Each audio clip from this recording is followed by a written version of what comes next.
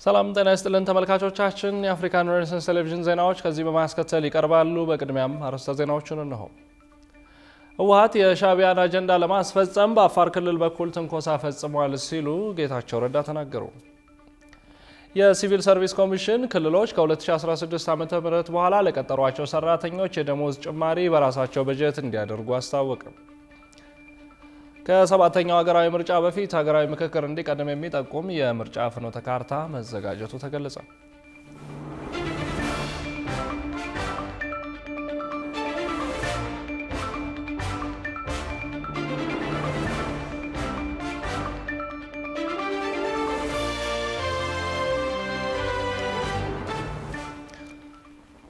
ወደ ተመልካቾቻችን በያላችሁበት የዓለም ጥግ ሰላምታችን ይድረስ ይህ የአፍሪካን ሬኔሳንስ ቴሌቪዥን የዜና ሰዓት ነው የተመራረጡ ዜናዎቻችንን ለእናንተ እናደርሳለን አብራችሁን እንድትሆኑ የሚጋብዛችሁ አብስራ ገዛይ ነኝ ወደ ቀዳሚው ርዕሰ ጉዳያችን ስናልፍ ህወሓት የሻዕቢያን አጀንዳ ለማስፈጸም በአፋር ክልል በኩል ትንኮሳ ፈጽሟል ሲሉ ጌታቸው ረዳ ተናገሩ ትላንት ምሽት ትግራይንና አፋርን በሚያዋስኑ የአፋር ክልል አካባቢዎች ህወሓት ተኩስ በመክፈት 6 መንደሮችን ተቆጣጥሯል መባሉን ተከትሎ አቶ ጌታቸው የፌደራል መንግስትን ወደ ግጭት ለማስገባት ዓላማ ያደረገ ተግባር ነው ብለውታል ጽዮን ለይኩን ተጨማሪ አላት የአፋር ክልል መንግስት ትናንት ማምሻውን የክልሉ 6 መንደሮች በህወሓት ኃይሎች ቁጥጥር ስር መውደቃቸውን የሚገልጽ ጽሁፍ በማህበራዊ ትስስር ገጹ ላይ አጋርቷል ቢሮው የህወሓት ቡድን በዛሬው ዕለት በአፋር ክልል ወሰን ውስጥ በመግባት 6 መንደሮችን በጉልበት በመቆጣጠር ንጹሃንን በሞርታርና በዙ 23 በመደብደብ የተለመደውን የሽብር ተግባሩን በግልጽ ጀምሯል ሲል ነው ያሳወቀው ህወሓት በተለይም የቀድሞ የቲዲኤፍ አመራርና አባላት የነበሩና በህወሓት መካከል በተፈጠረው አለመግባባት ራሳቸውን ከትግራይ ሰራዊት ነጥለው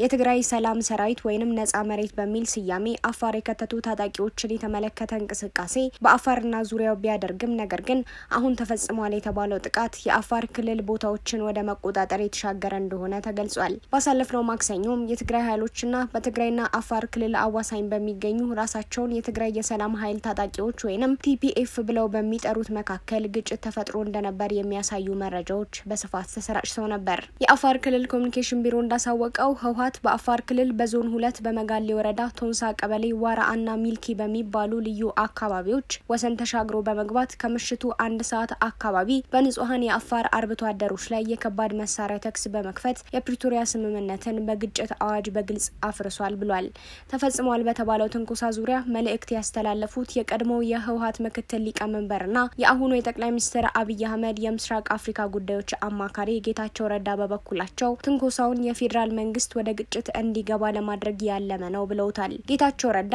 ትንኮሳውን የመሩት ጀነራል ፍስሐ ማንጁስና ጀነራል ዮሐንስ መዲድ ናቸው ያሉ ሲሆን ማቆም ያለባቸውም እነሱ ናቸው ሲሉም ነው የገለጹት ሚኒስትሩ ኋላ ቀር ቡድን ሲሉ የጠቀሱት የህወሓት አመራር የፕሪቶሪያ ስምምነትን ለማፍረስ ሁሉንም አይነት ትንኮሳ ቢፈጽምም የፌደራል መንግስት የአጸፋ ምላሽ ከመስጠት ተቆጥቧል ብለዋል በተለይም የፌደራል መንግስትና የህወሓት አሁናዊ እሰጥ ገባ በቀጥታ ከሻዕቢያ ሁኔታ ጋር የሚያያዝ እንደሆነ ሲገለጽ ይከረመ ሲሆን አቶ ጌታቸው ረዳም በኤክስ ድረ ገጻቸው ባሰፈሩት ጽሁፍ ኋላ ቀር ቡድን የፌደራል መንግስትን ወደ ግጭት ለማስገባት በአፋር በኩል ትንኮሳዎችን ፈጽሟል ይህንንም የአዛዡና ጌታው ሻዕቢያ አጀንዳ ለማስፈጸም የተደረገ ነው ሲሉ ነው የገለጹት ባሳለፍነው ሳምንት በተካሄደው የህዝብ ተወካዮች ምክር ቤት ስብሰባ ላይ ጠቅላይ ሚኒስትር አብይ አህመድ ስለ ትግራይ አሁናዊ ሁኔታና ስለ ህወሓት ምላሽ ሲሰጡ በእኛ በኩል ሰላም እንዲፈጠር ብዙ ሄደናል መንግስት በክልሉ ውጊያ የመጀመር አጀንዳ የለውም ብትዋጉም አታሸንፉንም ነገር ግን በትግራይ ምድር ውጊያ አያስፈልግም በኩልበት ዘመን ያልሆነው በከዘራ ዘመን አይሆንም ሲሉ ተደምጠው ነበር የኢፌድሪ መክልድ ማርሻል ብርሃኑ ጁላ በበኩላቸው በህወሓት ትንኮሳ የሚፈጸም ከሆነና እንደ ሰሜን እዝ ያለ ታሪክ ከተደገመ መከላከያ ሰራዊት ለመከላከል ዝግጁ ነው ሲሉ ተደምጠው ነበር ትግራይ ከዚህ በላይ መሸከም አትችልም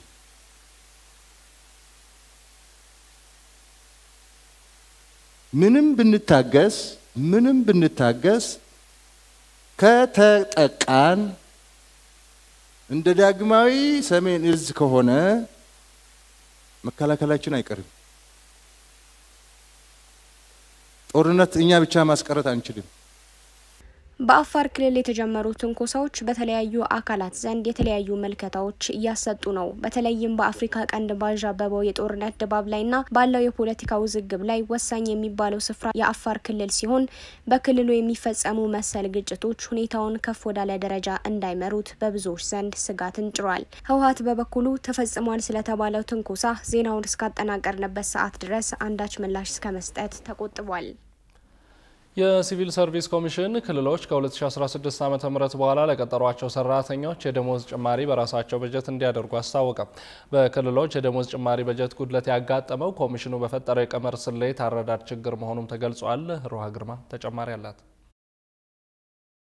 በቤኒሻንጉል ጉሙዝ፣ በሲዳማ፣ በደቡብ ኢትዮጵያ፣ በደቡብ ምዕራብ ኢትዮጵያና በማዕከላዊ ኢትዮጵያ ክልሎች ያጋጠመው የደሞዝ ጭማሪ በጀት ጉድለት ሲቪል ሰርቪስ ኮሚሽን በሰራው የቀመር ስሌት ላይ በተፈጠረ የአረዳድ ችግር ምክንያት መሆኑን የገንዘብ ሚኒስቴር አስታውቋል። በገንዘብ ሚኒስቴር የበጀት ዝግጅትና አስተዳደር መምሪያ ኃላፊ አቶ ፍሬው ኃይሌ አምስቱ ክልሎች የበጀት ጉድለት አጋጠመን ማለታቸውንና ጥያቄ ማቅረባቸውን ገልጸዋል። የገንዘብ ሚኒስቴር የሲቪል ሰርቪስ ኮሚሽን ኃላፊዎችና የክልሎቹ ተወካዮች በተገኙበት በተደረገው ችግሩ የተፈጠረው ሲቪል ሰርቪስ ኮሚሽን የሰራው የደሞዝ ጭማሪ ወይም ማስተካከያ ቀመር ስሌት በአግባቡ ካለመረዳት በመነጨ ምክንያት እንጂ በአጋጣሚ የበጀት እጥረት ወይም በሌላ ምክንያት አለመሆኑንና መግባባት ላይ መደረሱን አስረድተዋል። በውይይቱም ክልሎች በአማካይ ሲቪል ሰርቪስ ኮሚሽን ደግሞ በእርከን ሂሳቡን መስራታቸውን መናገራቸውን ያወሱት ኃላፊው በዚህም ሂሳብ የሰሩበት መንገድ አንድ አይነት እንዳልሆነ መተማመናቸውንም ጭምር ጠቅሰዋል። የገንዘብ ሚኒስቴር ኮሚሽኑ ባቀረበው ስሌት መሰረት የበጀት ምደባ ማድረጉን ገልጸዋል። 3 ሚሊዮን ብር 10 ሚሊዮን ብር እንዲሁም እስከ 10 ቢሊዮን ብር የበጀት ጉድለት አጋጥሞናል ብለው ጥያቄ ያቀረቡ ክልሎች መኖራቸውን የጠቀሱት ኃላፊው ሆኖም ሲቪል ሰርቪስ የሰጠው ምላሽ የአንድ ወይም የ2 ሚሊዮን ብር የበጀት ልዩነት ሊፈጠር ይችላል እንጂ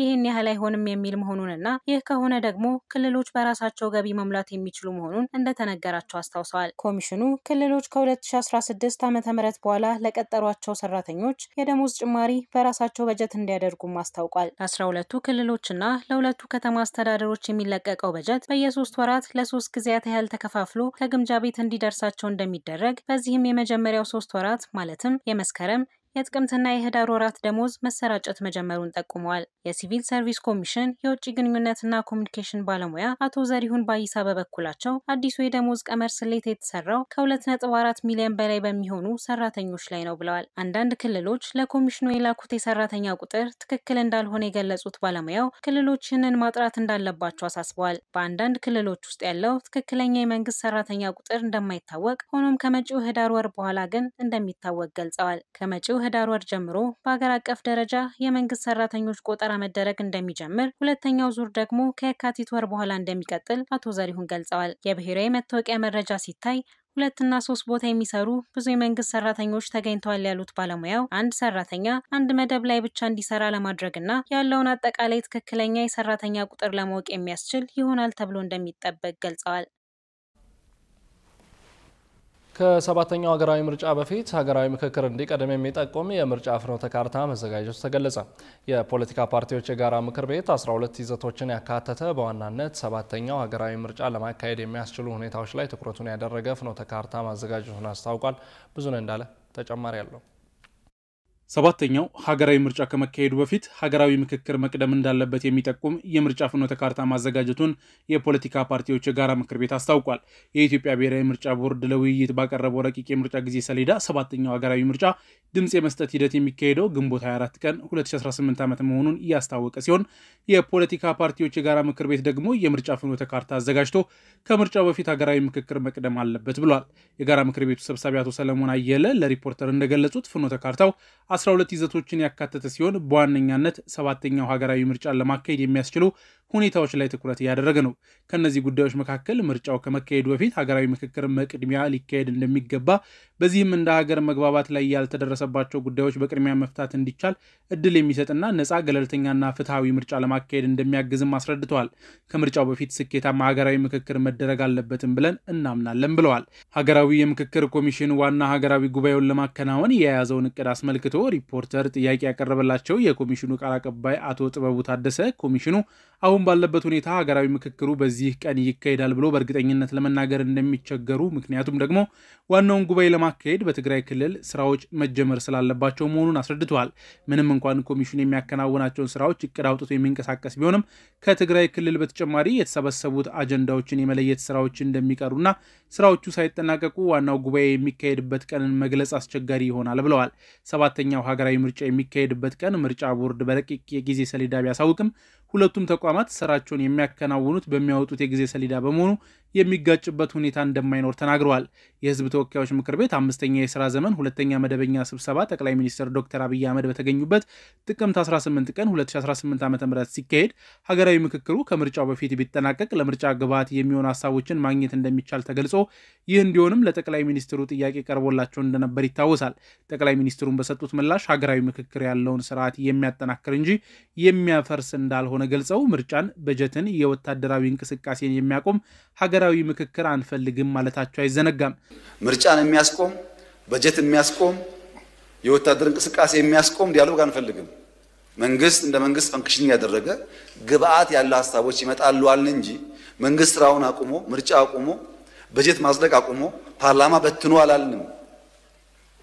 እና ከዛ በፊት ካለቀ እሰየው ግብዓት እንወስዳለን፣ ከዛ በኋላ ካለቀም እሰየው ግብዓት እንወስዳለን እንጂ ምርጫን የሚረብሽ ነገር ከንግግሩ ጋር የሚፈጠር አይመስለኝም።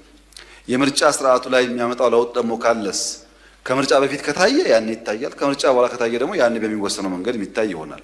ምርጫ ግን ጊዜውን ጠብቆ የሚፈጸም ይሆናል። ምርጫን የሚረብሽ ነገር ከምክክር ጋር የሚፈጠር አይመስለኝም ያሉት ዶክተር አብይ አህመድ የምርጫ ስርዓቱ ላይ የሚያመጣው ለውጥ ካለና ከምርጫው በፊት ከታየ ያኔ ይታያል፣ ከምርጫ በኋላ ከታየም ደግሞ ያኔ በሚወሰነው መንገድ የሚታይ ይሆናል ብለው ነበር። ነገር ግን ምርጫው ጊዜውን ጠብቆ የሚፈጸም ይሆናል በማለት ምላሽ ሰጥተዋል። የፖለቲካ ፓርቲዎች የጋራ ምክር ቤት ያዘጋጀው የምርጫ ፍኖተ ካርታ ካሰፈራቸው ጉዳዮች መካከልም ምርጫው ከመካሄዱ በፊት ግጭትን ማስቆምና ሰላምን ማስፈን ላይ መጀመሪያ መስራት እንደሚኖርበትና የዜጎችን ደህንነት ማረጋገጥ፣ የፖለቲካ ምህዳሩን ማስፋት፣ የምርጫ ህጉን በሚመለከትም የተደረጉ ማሻሻያዎችን መመልከት እንደሚገባና በሀገር ደረጃ ከተደረጉ ረጅም ጊዜ ያስቆጠረውን አካባቢያዊ ምርጫ ማድረግ ይገባል የሚሉት ዋና ዋናው መሆናቸውን አቶ ሰለሞን አብራርተዋል። ከዚህ ቀደምም የተደረጉ 6 ሀገራዊ ምርጫዎችም ትምህርት ሊወሰድባቸው ይገባል ብለዋል። በኡጋንዳ ካምፓላ የተወለዱት የ34 ዓመቱ ዞራን ማምዳኒ የአሜሪካ ትልቋ ከተማ የሆነችውን ኒውዮርክ በከንቲባነት ለመምራት ምርጫውን ማሸነፋቸው ዓለምን እያነጋገረ ይገኛል። ጌታውን አበበ ጉዳዩን ይነግራቸዋል። በኡጋንዳ ካምፓላ የተወለዱት የ34 ዓመቱ ዞራን ማምዳኒ የአሜሪካ ትልቋ ከተማ የሆነችውን ኒውዮርክን በከንቲባነት ለመምራት ምርጫውን አሸንፈው መመረጣቸው ዓለምን እያነጋገረ ይገኛል። የዘር ሐረጋቸው ደቡብ እስያዊ የሆነውና ራሳቸውን የለውጥ ሐዋርያ ነኝ የሚሉት ዞራን ማምዳኒ በምርጫው 50.3% ድምጽ በማግኘት ተፎካካሪያቸውን አንድሪው ኩሞን ማሸነፍ ችለዋል። የዞራን ተፎካካሪ አንድሪው ኩሞ በበኩላቸው 41.6% ድምጽ ማግኘታቸውን ቢቢሲ በዘገባው ያመለከተ ሲሆን ከጥቂት ወራት በፊት በኒውዮርክ ምክር ቤት ብዙ እውቅና ያልነበራቸው ተመራጩ ከንቲባ ዞራን በምረጡ እንቅስቃሴያቸው የከተማዋን ነዋሪዎች ቀልብ የሚገዙ ንግግሮችን በማድረግ እውቅና ማግኘት ችለዋል። የዲሞክራቲክ ሶሻሊስት ርዕዮተ ዓለም አቀንቃኙ ዞራን በተለይ ደግሞ ከየትኛውም ቦታ እንመጣለን ነገር ግን አብረን እንገነባለን የሚለው ንግግራቸው በተለይ ደግሞ በስደት ኑሯቸውን በአሜሪካ ላደረጉ ነዋሪዎች ቀልብ የሳበ ሆኗል። ዲሞክራቲክ ሶሻሊስት እንደሆኑ የሚነገርላቸው ዞራን በኒውዮርክ የቤት ኪራይ እንዳይጨምር እግድ የመጣል፣ በማህበራዊ የቤት ልማት ተመጣጣኝ ቤትን መገንባት፣ ጤናማ የሸቀጥ ፍጆታዎችን በአነስተኛ ዋጋ ማቅረብ፣ የነፃ የልጆች እንክብካቤ፣ ሁሉም የአውቶቡስ የትራንስፖርት አገልግሎት ነፃ እንዲሆን በሚሉና ሌሎች ሀሳቦች ላይ ያተኮረው የምርጫ ቅስቀሳ ማድረጋቸውም ተገልጿል። ግራ ዘመም ፖለቲከኛ፣ የስደተኛ ልጅ እንዲሁም የእስልምና እምነት ተከታይ የሆኑት ዞራን የበርካታ ዓመታት ልምድ ያላቸውን አንድሪው ኩሞን ያሸንፋሉ ተብሎ አልተጠበቀም ነበር። አንድሪው ኩሞ በምርጫው መሸነፋቸውን አምነው የእንኳን ደስ አለህ መልእክት ለተፎካካሪያቸው ዞራን ያስተላለፉ ሲሆን በንግግራቸውም ኒውዮርክ ትልቅ ከተማ ነች፣ ከተማችንን እንወዳታለን፣ በአንድነት አብረን ለነዋሪዎች እንሰራለን ሲሉም ተደምጠዋል። ከዴቪድ ዴንኪስ በኋላ ሁለተኛው የዲሞክራቲክ ሶሻሊስት አቀንቃይ ሆነው ሲመረጡ ከንቲባዎች በህዝብ ድምጽ መመረጥ ከጀመሩበት ከ1834 ወዲህ የኒውዮርክ ከተማ ሰባተኛው በስደት የመጡ ከንቲባም ያደርጋቸዋል። ዞራን ምርጫቸውን ማሸነፋቸውን ተከትሎ ባደረጉት ንግግር ዛሬ የተሸነፈው ትናንሽ ሐሳብ የያዘው ትልቅ ገንዘብ ነው ያሉ ሲሆን ለደጋፊዎቻቸውም ለውጥና አዳዲስ የፖለቲካ አካሄድ እንደሚያስፈልግ ወስናቸዋል። ሁላችንንም የምትመስል ከተማ እንዲኖረን ኃላፊነት ሰጥታችሁኛል በማለት ደስታቸውን ገልጸዋል። በተጨማሪም በንግግራቸው የሽግግር ቡድናቸው የአመራር ሂደት ያስታወቁ ሲሆን በዚህም በመጪዎቹ ጊዜያት በሚኖራቸው የኒውዮርክ ከተማ ከንቲባነት ቆይታ የምርጫ መድረኮችን ወደ ፖሊሲዎች ለመቀየር ብቁና የህዝቡን ችግሮች የሚያዳምጥ አስተዳደር ለመመስረት ቃል ገብተዋል። በሚቀጥሉት ወራት እኔና ቡድኔ በምርጫ ዘመቻ የገባናቸውን ቃሎች እውን የሚያደርግ ማዘጋጃ ቤት እንመሰርታለን ብለዋል። የመጀመሪያው የኒውዮርክ ሙስሊም ከንቲባ ሲሆኑ እንዲሁም ከደቡብ እስያ የዘር ሐረጋቸው የሚመዘዘው የ34 ዓመቱ የዲሞክራቲክ ሶሻሊስት ርዕዮተ ዓለም አቀንቃኝ የሆኑት ዞህራን ማምዲኒ ከአውሮፓውያኑ ከ1890ዎቹ ወዲህ የመጀመሪያው ወጣት የኒውዮርክ ከንቲባ ያደርጋቸዋል። የዲሞክራቲክ ሶሻሊስት ርዕዮተ ዓለም አቀንቃኙ ዞህራን ማምዲኒ በመጪው የፈረንጆቹ ጥር 1 2026 ቃለ መሐላ በመፈጸም ስልጣነ መንበሩን ይረከባሉ ተብሎ ይጠበቃል። ዞህራን ምርጫውን ካሸነፉ በኋላ ባደረጉት ንግግር ኢትዮጵያውያንን፣ የመናውያንን፣ ሴኔጋላውያንን እና ኡዝቤኪስታውያንን ጨምሮ ድጋፍ የሰጡትን በመዘርዘር አመስግነዋል። ክቡራትና ክቡራን ተመልካቾቻችን አሁንም የአፍሪካ ሬኔሳንስ ቴሌቪዥን ዜናዎች እንደቀጠሉ ናቸው። ወደ ቀጣዮቹ ጉዳዮቻችን ከመሻገራችን በፊት ይፋዊ የማህበራዊ ገጾቻችንን ልናስታውሳችሁ ወደድን። በቴሌቪዥን ስርጭት ያለፏቸውን ፕሮግራሞቻችንን ከ1.7 ሚሊዮን በላይ ሰብስክራይበሮች ባሉት አርትስ ቲቪ ወርልድ ዩቲዩብ ገጻችን በኩል ልትከታተሉ ትችላላችሁ። በተጨማሪም በርካታ ተከታዮችን ባፈራንባቸው በፌስቡክ፣ በቀድሞ ትዊተርና በአሁኑ ኤክስ እንዲሁም በቲክቶክ እና ኢንስታግራም ገጾቻችን በኩል ቤተሰብ መሆን እንደምትችሉ ልናስታውሳችሁ እንወዳለን። ከቆይታ በኋላ ኢትዮጵያ ቡና ስፖርት ክለብ 25,000 ብር መቀጣቱን ጨምሮ የተመራረጡ ስፖርታዊ መረጃዎችን ወደ እናንተ እናደርሳለን። ይጠብቁን። ፒፕል ቱ ፒፕል ዩኤስኤ ከዱባይና ሰሜን ኤሚሬቶች የኢትዮጵያ ኮሚኒቲ ማህበር ጋር በጋራ ለመስራት የሚያስችላቸውን ስምምነት ተፈራረሙ። የሁለቱ ተቋማት ስምምነት በተባበሩት አረብ ኤሚሬትስና በአገር ቤት የሚኖሩ ኢትዮጵያውያንና ትውልደ ኢትዮጵያውያንን የሚጠቅሙ የጤና፣ የትምህርትና የማህበረሰብ ልማት ስራዎችን ለመስራት መሆኑን የተገለጸው ሶአሊ መሐመድ ዝርዝር አለው። እንደ አውሮፓውያን አቆጣጠር 1999 በአሜሪካ ኬንታኪ ግዛት የተመሰረተው ፒፕል ቱ ፒፕል ዩኤስኤ ድርጅት የኢትዮጵያን የጤና ጥበቃ አገልግሎት በሰው ሰራሽ አስተውሎትና በሌሎች ቴክኖሎጂዎችን ለማሻሻል በእውቀት ሽግግር እያገዘ እንደሚገኝ ይነገርለታል። ከሰሞኑ ፒፕል ቱ ፒፕል ከዱባይና ሰሜን ኤሚሬቶች የኢትዮጵያ ኮሚኒቲ ማህበር የበጎ አድራጎት ስራዎችን በጋራ ለመስራት የሚያስችላቸውን ስምምነት ተፈራርመዋል። የሁለቱ ተቋማት ስምምነት በተባበሩት አረብ ኤሚሬትስና በአገር ቤት የሚኖሩ ኢትዮጵያውያንና ትውልደ ኢትዮጵያውያን የሚጠቅሙ የጤና፣ የትምህርትና የማህበረሰብ ልማት ስራዎችን ለመስራት መሆኑ ነው የተገለጸው። በዱባይና ሰሜን ኤሚሬቶች የኢትዮጵያውያን ኮሚኒቲ ማህበር ስራ አመራር ቦርድ ሊቀመንበር እንድሪስ ቡንሰሮ ዜጎችን እየረዱ እንደሆነ ገልጸው ወጣቶችን ለማብቃት በሚደረገው እንቅስቃሴ ውስጥ ትብብር ማድረግ እንደሚችሉና ስምምነቱ ዜጎች ህይወት ላይ ለውጥ ማምጣት የሚችል ነው ብለዋል። ዜጎቻችን እየረዳን ያለ ነው። ያንን የማስተሳሰብ ስራና የመደገፍ ስራ በእኛም ደግሞ የሚያስፈልጉ በጤና፣ በትምህርት፣ በተለያዩ ወጣቶችን በማብቃት በመናደርገው እንቅስቃሴ ውስጥ ትብብር ማድረግ እንችላለን። እንተባበራቸው ኤሪያዎች ጥሩ ናቸው ብለን ስላሰብን ነውና ይሄንንም ስለመጣችሁ በድጋሚ እንኳን ሰላም መጣችሁ እላለሁ። ለዚህም ስለበቃን በጣም ደስ ብሎኛል። እንግዲህ ፍቃደኛ ሆነን ሁላችንም ለዚህ መብቃታችን ትልቅ ነውና ፍርማ ብቻ ሆኖ እንዳይቀርና ዜጋ ህይወት ላይ ለውጥ ማምጣት የሚችል ነገር ከዚህ ፍርማ በኋላ ወጣውና ቀጣይነት ያለው ስራ እንደምንሰራ ባለሙሉ ተስፋ ነኝ። አመሰግናለሁ። የኮሚኒቲ ማህበሩ ከተቋቋመ ከሁለት አስርት ዓመታት በላይ የሆነው መሆኑን ዋናነት የተቋቋመው በዱባይና ሰሜን ኤሚሬቶች የሚኖሩ ዜጎችን ለሚደርስባቸው የመብት ጥሰትና የፍትህ መጓደል ድጋፍና ክትትል ማድረግ እንዲሁም ከመሰረታዊ ዜጎች አገልግሎት ባሻገር ማህበሩ በአገር ገጽታ ግንባታ ልማታዊ ስራዎች ላይ ከፍተኛ ስራ እየሰራ መሆኑ ተነግሯል። በተባበሩት አረብ ኤሚሬትስ በተደረገው ስምምነት ብቸኛ የሚዲያ አጋር በመሆን የሚዲያ ሽፋን የሰጠው አፍሪካን ሬኔሳንስ ቴሌቪዥንን በዱባይ ሰሜን ኤሚሬቶች የኢፌድሪ ቆንስላ ጀነራል ጽፈት ቤት ባለሙሉ ስልጣን ሚኒስትር አስመላሽ በቀለ አመስግነዋል። አርቲስት ቲቪም ይሄንን ትርጉም ያለው የፓርትነርሺፕ በሁለት ኢንቲቲስ በበጎ ፈቃድ በቮለንቲር ዜጎችን ኢትዮጵያውያንን የሚረዱ የሚያግዙ ተቋማት መካከል እንዲህ አይነት ስምምነት የሚዲያ ሽፋን ለመስጠት እዚህ በመካከላችን ስለተገኛችሁ እንኳን ደህና መጣችሁ ማለት ወዳለሁ። በብዛት እዚህ ብዙ የኤምኦዩ ስንፈራረም መንግስት ከቢዝነስ ጋር እንደዚህ እንዲሁም ኮሚኒቲው ሌሎች ኤምኦዩ ነበሩ። በአይነቱ ለመጀመሪያ ጊዜ ነው ማለት እንችላለን። ንግድ ባንክ እና ኮሚኒቲው በተለያዩ እንትኖች ይሄ ጥሩ አጋጣሚ ነው የሚመስለኝ። እንደዚህ አይነት ተመሳሳይ ፓርትነርሺፕም መንገድ የሚከፍት ኤግዛምፕል የሚሆን ይመስለኛል። በሁለቱም ማህበራት በኩል በጋራና በትብብር የሚሰሩ በጎ ስራዎች ተጠናክሮ መስራት እንደሚገባቸው በመርሃ ግብሩ ላይ ተነግሯል። ክቡራን ተመልካቾቻችን ከዛሬ 39 ዓመታት በፊት ወደ ኦልድ ትራፎርድ ስለደረሱት አሌክስ ፈርጉሰንን ታሪክ ጨምሮ የተመራረጡ ስፖርታዊ መረጃዎችን ወደ እናንተ የምናደርስበት ሰዓት ላይ ደርሰናል። ስፖርታዊ መረጃዎቹ በባልደረባችን ዮናስ ግርማ ወደ እናንተ ይደርሳሉ። ከመረጃዎቹ ጋር መልካም ቆይታ።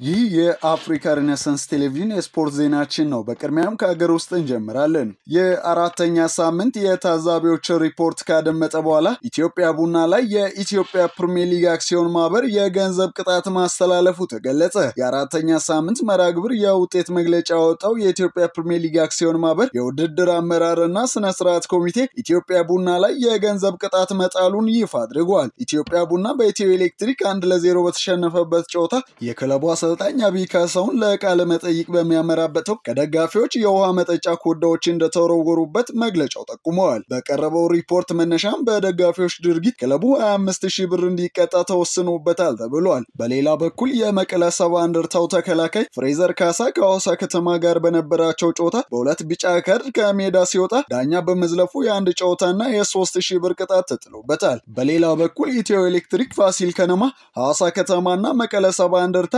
አምስትና ከዛ በላይ ተጫዋቾቻቸው ቢጫ ካርድ በመመልከታቸው እያንዳንዳቸው 5,000 ብር እንዲከፍሉ ተበይኖባቸዋል ተብሏል። ይህ በእንዲህ እንዳለ አምስተኛ ሳምንት የሲቢኤ ኢትዮጵያ ፕሪሚየር ሊግ በነገው ዕለት ጅማሮውን ሲያደርግ ዘንድሮ በሊጉ ምንም ሽንፈት ሳይገጥመው በ10 ነጥቦች በግብ ክፍያ ተበልጦ ሁለተኛ ደረጃ ላይ የሚገኘው ኢትዮ ኤሌክትሪክ አዲስ አዳጊው ነገሌ አርሲ ጋር በአዲስ አበባ ስቴዲየም ሲገናኙ እስካሁን በሊጉ ምንም ነጥብ ባለማግኘቱ ዋና አሰልጣኙን ያሰናበተው ወላይታ ዲቻ ከመቀለ ሰባ እንደርታ ጋር በሐዋሳ ዩኒቨርሲቲ ስቴዲየም በነገው ዕለት ጨዋታውን የሚያደርግ ይሆናል። በኡጋንዳ ካምፓላ ኪዩንስን በማሰልጠን ላይ የሚገኘው ኢትዮጵያዊ አሰልጣኝ ፍሬው ኃይለ ገብርኤል የወሩ ምርጥ አሰልጣኝ እጩዎች ውስጥ ተካተተ። የቀድሞ የኢትዮጵያ ከ20 ዓመት በታች ሴቶች ብሔራዊ ቡድን አሰልጣኝ ፍሬው ኃይለ ገብርኤል ከአንድ ዓመት በፊት ቡድኑን ተረክቦ የኡጋንዳ ሴቶች ሊግ ሻምፒዮን ማድረጉ የሚታወስ ሲሆን አሁን ደግሞ ከካምፓላ ኪዩንስ ሴቶች ቡድን ጋር አስደናቂ ጊዜ እያሳለፈ የሚገኘው አሰልጣኙ የወሩ ምርጥ አሰልጣኞች እጩ ውስጥ መካተት መቻሉን በርካታ የአፍሪካ ሚዲያዎች እየዘገቡ ይገኛሉ። ካምፓላ ኪዩንስ በዚህ ዓመት ምንም አይነት ሽንፈት ያላስተናገዱ ሲሆን በአንጻሩ በተጋጣሚዎቻቸው ላይ ከፍተኛ የጎል መጠን ማስቆጠር ችለዋል። 30 ጨዋታዎችን በዋና አሰልጣኝነት የመራው ፍሬው ኃይለ ገብርኤል ከካምፓላ ኪዩንስ ጋር 19 ድል ማስመዝገብ ሲችል በ6 ጨዋታዎችም ነጥብ ተጋርቶ መውጣት ችሏል። በዘንድሮ ዓመት ምንም አይነት ሽንፈት ያላስተናገደው ኢትዮጵያዊ አለቃ ፍሬው ኃይለ ገብርኤል የወሩ ምርጥ አሰልጣኝ እጩ መደረጉ እየተገለጸ ይገኛል። የአውሮፓ ሻምፒዮንስ ሊግ አራተኛ ዙር በተደረጉ ጨዋታዎች ማንቸስተር ሲቲ ቦሩሲያ ዶርትመንድን 4-1 ሲያሸንፍ ባርሴሎና እና ቼልሲ ነጥብ ጥለዋል። ማንቸስተር ሲቲ በኢታድ ስቴዲየም ቦሩሲያ ዶርትመንድን አስተናግዶ 4-1 በሆነ ውጤት ማሸነፍ ችሏል። ለማንቸስተር ሲቲ የተገኙትን የማሸነፊያ ግቦች ፊል ፎደን 2 ግቦችን ሲያስቆጥር ኤርሊንግ ብራውት ሆላንድ እና ራያን ቼርኪ ቀሪዎችን ግቦች ሲያስቆጥሩ ቫልደማር አንቶን የዶርትመንድን ብቸኛ ግብ ከመረብ አሳርፏል። የፔፕ ጋርዲዮላው ማንቸስተር ሲቲ ማሸነፍ ተከትሎ በቻምፒየንስ ሊጉ የደረጃ ሰንጠረዥ 10 ነጥብ በመሰብሰብ አራተኛ ደረጃ ላይ መቀመጥ ችሏል። በሌላ መርሃ ግብር ባርሴሎና ከሜዳው ውጪ ወደ ቤልጂየም አቅንቶ ከክለብ ብሩዥ ጋር 3-0 በሆነ ውጤት ተለያይተዋል። የካታሎኑ ክለብ ከሜዳው ውጪ ባደረገው ጨዋታ ፌራን ቶሬዝ እና ላሚን ያማል እንዲሁም ዞሊስ በራሱ መረብ ላይ የባርሴሎናን ግቦች ማስቆጠር ሲችሉ ካርሎስ ፎርብስ የክለብ ብሩዥን 2 ግቦች ሲያስቆጥር ትሪሶልድ ደግሞ ቀሪዋን ግብ ከመረብ አሳርፏል። በሌላ የአውሮፓ ሻምፒዮንስ ሊግ አራተኛ ዙር ጨዋታ ቼልሲ ከሜዳው ውጪ ባደረገው ጨዋታ ከካራባክ ጋር 2-2 ተለያይተዋል። ኤስታቪዮና አሊያንድሮ ጋርናቾ ቼልሲን ግቦች ሲያስቆጥሩ ሊያንድሮ አንድራድ በጨዋታ እንዲሁም ጃንኮቪች በፍጹም ቅጣት ምት የካራባክን ግቦች ከመረብ ማሳረፍ ችለዋል። የምዕራብ ለንደኑ ክለብ ካደረጋቸው 4 የሻምፒዮንስ ሊግ ጨዋታዎች ማሸነፍ የቻለው 2ቱን ብቻ ሲሆን በዚህም 7 ነጥብ በመሰብሰብ 12ኛ ደረጃ ላይ ተቀምጠዋል። በሌሎች ጨዋታዎች ኒውካስትል ዩናይትድ አትሌቲኮ ቢልባውን አስተናግዶ 2-0 አሸንፏል። በሴንት ጄምስ ፓርክ ስቴዲየም በተደረገው ጨዋታ ዳንበርንና ብራዚላዊ ጆይሊንተን የኒውካስትልን የማሸነፊያ ግቦች ያስቆጠሩ ተጫዋቾች ናቸው። ኢንተር ሚላን በበኩሉ ካይራትን 2-1 ሲያሸንፍ ጋላታሳራይ በበኩሉ በቪክቶር ኦሴሜኒ ሃትሪክ ግቦች ታግዞ አያክስ አምስተርዳምን 3-0 በሆነ ውጤት አሸንፏል። ባየር ሊቨርኩሰን ቤኔፊካን እንዲሁም አታላንታ ማርሴይን በተመሳሳይ 1-0 አሸንፈዋል። የአውሮፓ ሻምፒየንስ ሊግ አራተኛ ዙር ጨዋታዎች ከተጠናቀቁ በኋላ ባየር ሙኒክ ከአርሴናልና ኢንተር ሚላን በተመሳሳይ 12 ነጥብ በመሰብሰብ በግብ ክፍያ ተበላልጠው ከአንደኛ እስከ 3ኛ በመቀመጥ እየመሩ ይገኛሉ። ማንቸስተር ሲቲ በ10 ነጥብ አራተኛ እንዲሁም ፒኤስጂ፣ ኒውካስትል ዩናይትድ፣ ሪያል ማድሪድ እና ሊቨርኩሰን በተመሳሳይ 9 ነጥብ ከ5 እስከ 8ኛ ያለውን ደረጃ ሲይዙ የካታሎኑ ክለብ ባርሴሎና በ7 ነጥብ 11ኛ ደረጃ ላይ እንዲሁም ቼልሲ 12ኛ ደረጃ ላይ ተቀምጧል።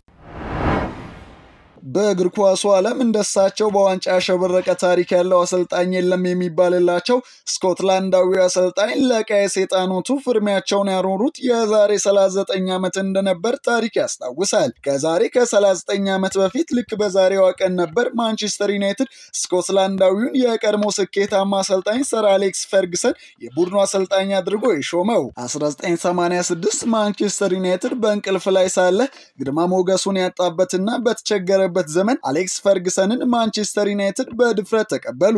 አጀማመሩ ከባድ የነበረ ሲሆን አሰልጣኙ በእጅጉ ተፈትነውም እንደነበር ይገለጻል። እንደውም ከ3 ዓመት በኋላ 1989 ሊባረሩ ከጫፍ ደርሰው እምነት የጣለባቸው የቡድኑ ቦርድ ትንሽ ጊዜ ለመስጠት ወስኖ እንዳቆያቸው ይጠቀሳል።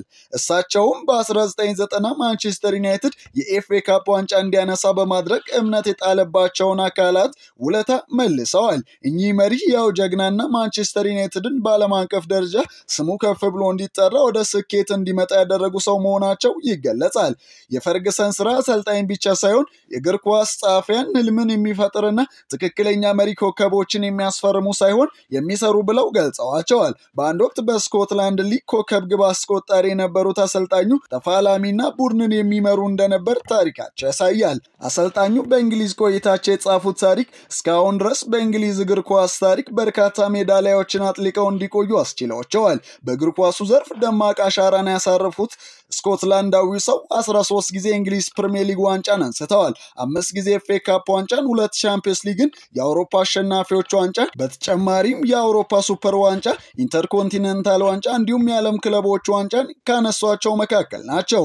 ፈርጊ የዩናይትድ አሰልጣኝ በነበሩበት ጊዜ ሳያነሱት የቀረ ዋንጫ ያመለጣቸው ድል የለም የሚባልላቸው አንጋፋው አሰልጣኝ ከ39 ዓመት በፊት በዛሬው ዕለት ህልሞች ሁሉ እውን ወደሚሆኑበት ቲያትር ኦፍ ድሪምስ በይፋ ፍርሚያቸውን አኑረዋል። ማንቸስተር ዩናይትድ እሳቸውን በጡረታ ከሸኘ በኋላ ትክክለኛ ተተኪያቸውን ለማግኘት የተቸገረ ሲሆን ከሉዊስ ቫን ሃል እስከ ኤሪክ ቴን ሃግ ድረስ ስመጥር አሰልጣኞችን አስመጥቶ ቢሞክርም በእሳቸው ልክ ማንቸስተር ዩናይትድን ከፍ የሚያደርግ አሰልጣኝ አልተገኘም። በቅርቡ 1 ዓመት በኦልድ ትራፎርድ የሞላቸው ፖርቹጋላዊ ሰው ሩበን አሞሪም በማንቸስተር ዩናይትድ ቤት አጀማመራቸው እንደ አሌክስ ፈርግሰን ሁሉ አስደናቂ ባይሆንም የክለቡ ቦርድ ግን በአሰልጣኙ ላይ እምነት እንዳለው ገልጾ ተጨማሪ ጊዜ እንደሚሰጣቸው ተገልጾ ነበር። አሁን አሰልጣኙ ሩበን አሞሪም እንደ አሌክስ ፈርግሰን ክለቡን ወደ ከፍታ ይመሩት ይሆን የሚለው ጊዜ የሚፈታው ጥያቄ ይሆናል። አሌክስ ፈርግሰን በማንቸስተር ዩናይትድ ቤት 1500 ጨዋታዎችን አከናውነው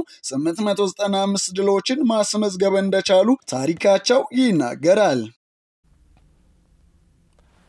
ውድ ተመልካቾቻችን የአፍሪካን ሬኔሳንስ ቴሌቪዥን የሰዓቱ ዜናዎች የተከታተላችሁትን ይመስሉ ነበር። ስለሰጣችሁን ጊዜ ከልብ እያመሰገንን ከዜናዎቹ ጋር የአብስራ ገዛኸኝ ቆይታ አድርጌያለሁ። ከቀሪ ጣቢያችን ዝግጅቶች ጋር መልካም ጊዜ ተመኘው።